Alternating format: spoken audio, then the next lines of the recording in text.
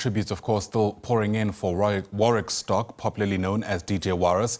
Reports suggest that he actually received several threats to his life from suspects believed to be from a committee who works around hijacked buildings. The motive for the murder, I should put on record, is still under investigation. Let's continue taking stock of what we know so far. Bring in the former mayor of Johannebsurg Herman Mashaba, who joins us now via our video link. Thanks for making time to speak to us, sir. Welcome to the SABC News Channel. You've been very vocal, not only about Warras' killing, but throughout your time in Johannebsurg, about hijacked buildings and how they are often a gateway to other crimes. While police are investigating the motive for this killing, the optics, of course, raise so many questions. Well, firstly, thank you very much for this opportunity and good morning to SABC listeners. I think the issue of hijacked buildings has been really something traumatic in my life. I had 3-year experience of actually dealing directly with this issue. And I remember at the time when I first raised it on the 1st of December 2016, how I was insulted, called names, reported to the Human Rights Commission. South Africans can actually allow evil to continue in our country unchallenged. And I decided I had the law on my side, and I faced this matter head on. And within the 3 years as a mayor, managed to reclaim 154 of those buildings through council, were given to the private sector to build decent accommodation for our people and invest in our city. Unfortunately, my tenure as a mayor was cut short, and the program unfortunately stopped, and the whole issue has been really ongoing, actually getting worse. It's not getting ever since I left. I decided to put the inner city rejuvenation plan passed by council of the city of Johannesburg on hold. It is honestly unacceptable and unforgivable, because it led to the murder of one of our patriots, a young, talented young South African. Unfortunately, I think those responsible for actually stopping the inner city rejuvenation plan. That is the plan actually passed by council of the city of Johannesburg. If we look at it, those who've been in government since then up to today, they are actually in contempt of the council resolved report. And we will work. We take over the city, ensure that we bring back those reports, and those people who abdicated their responsibility, not respecting the bylaws and laws of our country, are held to account. Yeah. Because we cannot really allow a situation where our people live in squalor, being exploited by criminal syndicates.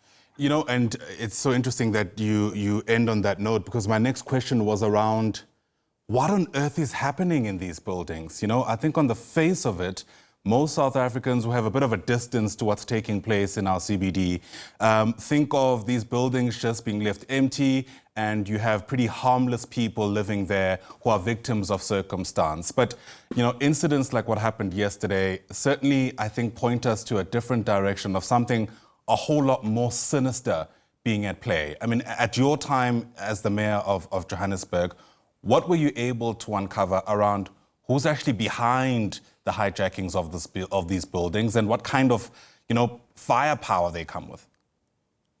Well, fortunately enough, I have records of people who are involved in this criminal activity. I'm sure you remember when I was a mayor, a big number of them were arrested.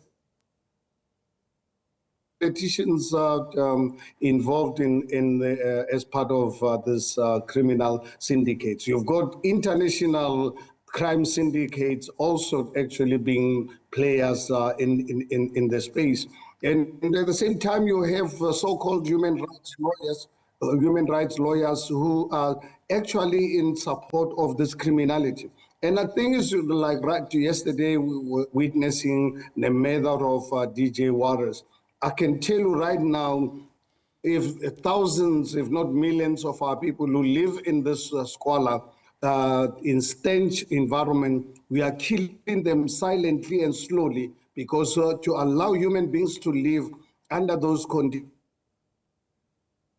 no electricity, but people have got to pay monthly to criminal syndicates at the time from 1,000 to 2,000 rands a month. It's for that reason when we planned the inner city rejuvenation plan, one of the conditions to the private sector was that we will give you these properties on a long lease. However, 30% of these properties must, of the housing units must go towards our poor people and our students.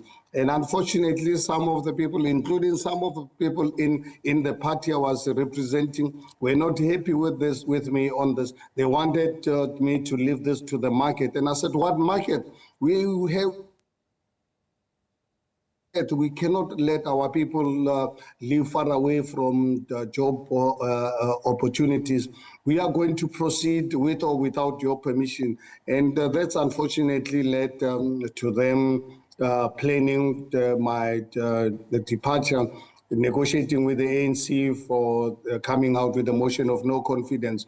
Obviously motivating the ANC because at the time, the city of Johannesburg was already pursuing 35 billion rands of fraud and corruption cases, over 6,000 cases. Some of them clear as daylight, and I find it difficult even up to today that not a single one of them they've actually seen a day of light in a court of law, which is really very unfortunate. And the reason why they planned my motion of no confidence because our law enforcement agencies were captured at the time. But I was prepared to go all out, use my power as the executive mayor to approach the courts to go for our law enforcement agencies to be in contempt of discharging their constitutional obligations. You know, what many people can't get over, and I certainly can attest to this myself, is just how brazen the crime was. I mean, it was in broad daylight. I don't think people were even trying to hide their attempts to kill DJ Warras. And I suppose that'll bring into sharp focus this pushback that there'll be if in fact there is that attempt to reclaim these buildings once again. The question I then suppose becomes, and you've answered this in some part, whether or not the state has the capacity to respond to what's taken place. The only thing what we need is the political will. I think for us as ActionSA, led by me, I have full commitment in ensuring that we deal with criminal elements in our city. No one is going to stop us. You remember in 2016 when I took over, embarked on raiding of these properties, I led for the police and the Metro Police. I led the charges myself. I used to literally every night sleep at 2, 3 in the morning, working with the police to ensure that I lead from the front to demonstrate to criminals that we are not going to be scared of them in our country. So I would really appeal to South Africans, let us ensure that the death and the murder of DJ Warras is not going to be in vain. It's actually, I slept over this last night, made me much more determined to ensure that his death is not going to be in vain. We will, next year, when we work hard to get the voters behind us, to give us the mandate, all these people behind this murder, directly and indirectly, because you must understand where people are being hired to be murderers in this country by people working from behind the scenes. We will go after them. We are not going to rest until this country is no longer a country run by the mafias. Sure. All right, Herman Mashaba, appreciate your time. To be fair, you have been vocal about this issue, and that's why we've decided to speak to you about it. Hopefully, there is that political will, as you mentioned, to finally see through to solving this long-standing issue that has hung over Johannesburg for years now. Herman Mashaba, once again, appreciate your time. Thanks very much indeed.